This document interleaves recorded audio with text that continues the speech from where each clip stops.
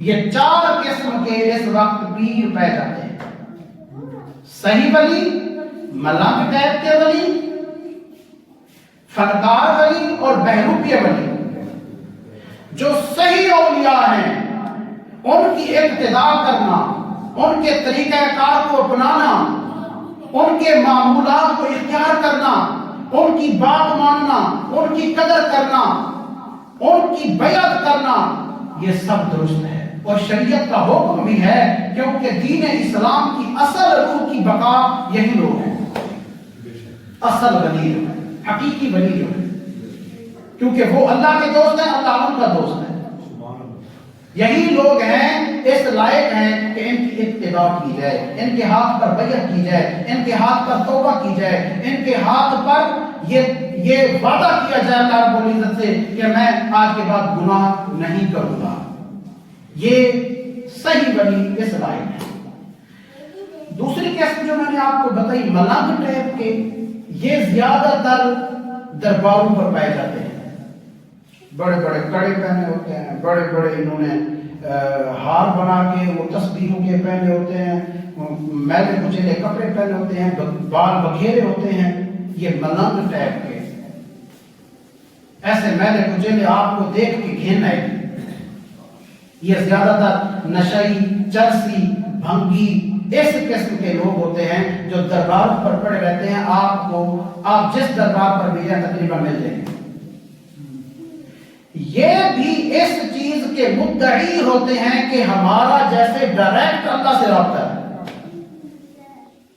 اچھا، چونکہ ان لوگوں کی ظاہری شکل صورت ایسی ہوتی ہے کہ دیکھتے ہوئے گھن آتی ہے، تو ان کے قریب زیادہ لوگ نہیں جاتے، ان کے جال میں زیادہ لوگ نہیں پھنستے. جاہل ترین طبقہ جو ہے ہماری قوم کا، جس میں خاص طور پہ انتہائی جاہل ترین عورتیں ہیں، وہ ان کے فریب میں جا پھنستی ہیں. لہذا ایسے ولی قابل تقلید جو دعویٰ کریں، ولی نہیں ہے وہ، ایسے پیر جو دعوی پیری کر رہے ہیں وہ پیر نہیں ہیں. ایسے لوگوں کے فریب میں کبھی نہ آئیں. اچھا، ان کا ایک مشترکہ فریب ہے، وہ میں آپ کو بتا دوں. یہ عوام کو سارے کے سارے بزدل کرتے ہیں. سب سے پہلے آپ کو بزدل کریں گے، ڈرائیں گے، آپ کا یہ کر دیں گے، ہم آپ کا وہ کر دیں گے. ابھی ہم دعا کرتے ہیں، ابھی ہم جناب وظیفہ کرتے ہیں، ابھی ہم کوئی منتر پڑھتے ہیں، آپ کے بیٹے مر جائیں گے، آپ کا کاروبار فنا ہو جائے گا، آپ کا یہ نقصان ہو جائے گا. ان کا یہ مشترکہ سمجھ لیں، یہ جو بہروپیہ قسم کے اور یہ 3 قسمیں جو 2 نمبر ولیوں کی بنی ہوئی ہے، ان تینوں کا یہ مشترکہ فریب ہے گمراہ کرنے کے لیے. وہ پہلے آپ کو بزدل کریں گے. اچھا، دوسری قسم جو فنکاروں کی ہے، ان کے پاس کوئی نہ کوئی فن ہے.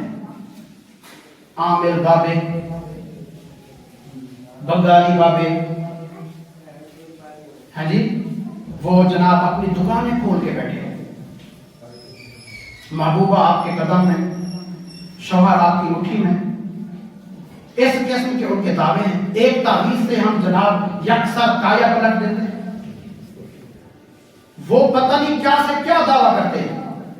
یہ فنکار پیر ہیں. ان کے دامے فریب میں کم پڑھے لکھے لوگ، جاہل لوگ، کم پڑھے لکھے لوگ پھنس جاتے ہیں. اس لیے چونکہ کچھ پڑھے لکھے لوگ بھی ان کے پاس جا کے پھنستے ہیں، اور جاہل لوگ تو پھنستے ہیں، خاص طور پہ عورتیں، وہ تو پھنستی ہیں. اس لیے ان کے پاس ان ملنگ پیروں کی نسبت زیادہ رش ہوتا ہے. یہ بھی سب دھوکہ، فراڈ، 2 نمبری ہے.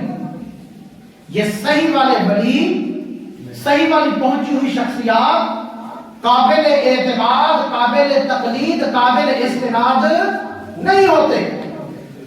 ان کی اقتداء کرنے کا ہمیں حکم نہیں ہے. ان سے بھی بزدل آپ نے نہیں ہونا، ان سے بھی نہیں ڈرنا. یہ کسی کا بھی کچھ نہیں کر سکتے. خدا کی ذات کی قسم، اللہ کے ارادے کے بغیر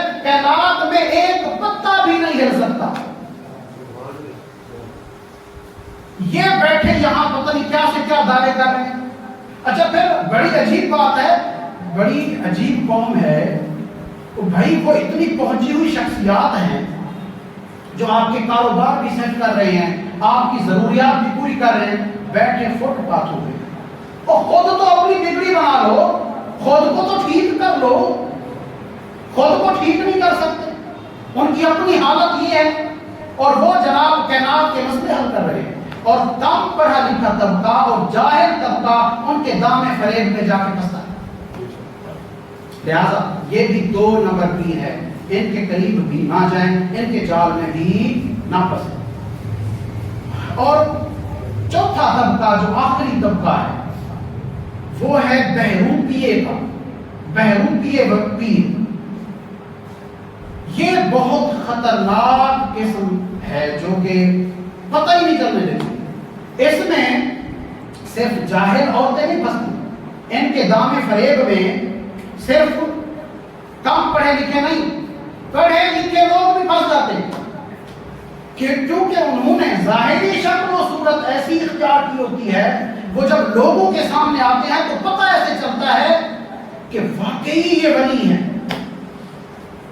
ان کا اٹھنا بیٹھنا ظاہری طور پر ایسے ہوتا ہے، ان کا پہننا اوڑھنا ظاہری طور پر ایسے ہوتا ہے کہ آپ کو ان کے اوپر اعتراض کرنے کی کوئی گنجائش ہی نہیں ملتی. یہ بہروپیے قسم کے پیر ہیں. ان کے دام فریب سے بچنے کی اشد ضرورت ہے. اب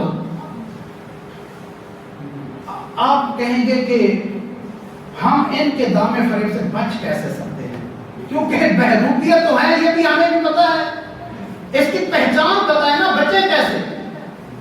دیکھیں کسی شخص کو یہ استثناء حاصل نہیں ہے کہ وہ شریعت مطہرہ پر عمل کیے بغیر وہ اللہ کا ولی بن جائے. شریعت مطہرہ یاد رکھنا، کوئی بھی پیر کوئی بھی ولی ایک درجہ بھی ولایت کا طے نہیں کر سکتا شریعت کے بغیر. کوئی ولی بے شک وہ ہوا میں اڑتا ہو.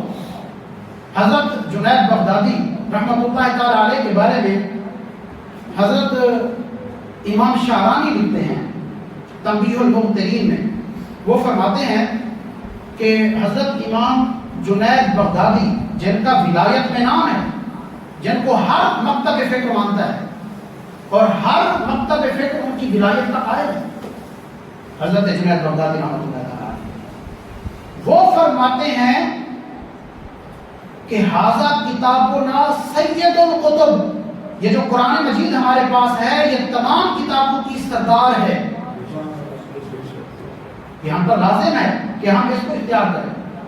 اور انہوں نے فرمایا کہ یہ جو ہماری شریعت ہے، شریعتنا اوضح الشرائع، یہ جو ہماری شریعت ہے یہ تمام شریعتوں سے زیادہ واضح و ادق اور زیادہ باریک ہے، زیادہ ادق ہے، زیادہ گہری ہے ہماری شریعت. اور اس کے بعد جو بات آپ کو بتانی ہے وہ یہ، وہ فرماتے ہیں وَالطَّرِيقَتُنَا یعنی طریقت اہل صوفیت مشیدۃ بالکتاب والسنہ. وہ فرماتے ہیں کہ یہ جو صوفیاء طبقے کا طریقہ ہے، ان کا جو سلوک ہے، ان کا جو طریقہ کار ہے، ان کی جو راہ ولایت ہے، وہ شریعت مطہرہ کے عین مطابق ہوتی ہے، کتاب اللہ اور سنت رسول اللہ صلی اللہ علیہ وسلم کے ساتھ مربوط مضبوط ہوتی ہے، شریعت مطہرہ کے خلاف نہیں ہوتی. کوئی بندہ نماز ہی نہیں پڑھتا جی میں مدینہ نماز پڑھتا ہوں، اور بھائی تو روٹیاں تو ادھر کھاتا ہے، نذرانے تو ادھر لیتا ہے، بیعت تو ادھر کرتا ہے، لوگوں سے ملاقاتیں تو ادھر کرتا ہے، نیند تو ادھر کرتا ہے، اور کہتا ہے نماز میں مدینے پڑھتا ہوں، کمانا بھی پھر یہ سارا کچھ مدینے ہی جا کے کر. مطلب لوگ بھی اس کے دام فریب میں آ جاتے ہیں، اس کے جال میں پھنس جاتے ہیں، دھوکے میں آ جاتے ہیں. وہ کہتے ہیں ہاں یار یہ صحیح شاید سچ کہہ رہا ہو، کیونکہ لوگوں کو وہ بزدل پہلے بنا چکے ہوتے ہیں کہ اگر ان کے خلاف کوئی بات کی، اگر ان کے بارے میں بغض رکھا، اگر آپ ان کی ابتدا میں نہ آئے تو پتہ نہیں آپ کے ساتھ کیا سے کیا ہو جائے. لوگ پھر بزدل ہو جاتے ہیں, ڈر جاتے ہیں. یہ بہروپیے جو ہیں یہ نماز نہیں پڑھتے. اچھا بعض نماز نہیں پڑھتے, ان کی پہچان میں آپ کو بتا دوں. اگر دین کے حوالے سے ان میں اخلاص نہیں ہے, طبیعت میں لالچ ہے, وہ سال بعد, جس طرح کچھ پیر میں نے خود دیکھے ہیں, سال بعد مریدوں کا دورہ کرتے ہیں, مریدوں کے پاس جاتے ہیں اور نذرانے وصول کرتے ہیں. یہ میں اپنی طرف سے نہیں کہہ رہا, حضرت علامہ مولانا امجد علی اعظمی رحمۃ اللہ تعالیٰ علیہ بہار شریعت میں لکھتے ہیں, یہ انہوں نے کہا کہ یہ سال کے بعد جو پیر جا کے اپنے مریدوں کے گھروں کا دورہ کرتے ہیں اور نذرانے بٹورتے ہیں اور پیسہ کھسوٹتے ہیں, انہوں نے فرمایا یہ ان کے لیے حرام ہے. یہ 2 نمبر پیر ہیں, شریعت کے مطالعہ میں اس کی قطعی اجازت نہیں ہے. اور تلبیس ابلیس میں حضرت ابن عربی رحمۃ اللہ تعالیٰ علیہ وہ لکھتے ہیں, جو پیر بن کے اپنے آستانوں پر براجمان رہتے ہیں اور وہ اس امید میں ہوتے ہیں, اس انتظار میں ہوتے ہیں کہ کوئی مرید آ کے انہیں نذرانے دے, وہ بھی 1 نمبر پیر نہیں ہے. یاد رکھنا یہ معیار ہے اس دور میں 1 نمبر اور 2 نمبر کی پہچان کا, اصل ولی کا اور بہروپیے کا یہ معیار ہے.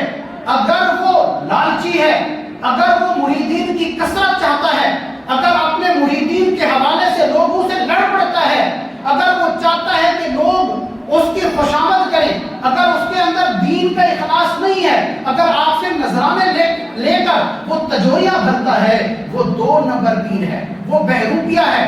آپ کے سامنے نیک بننے کی کوشش کرتا ہے, آپ کے سامنے وہ نمازیں پڑھتا ہے, لیکن وہ اللہ کا ولی نہیں ہے. وہ قابل اقتداء, قابل استناد, قابل اعتماد, قابل تقلید نہیں ہے.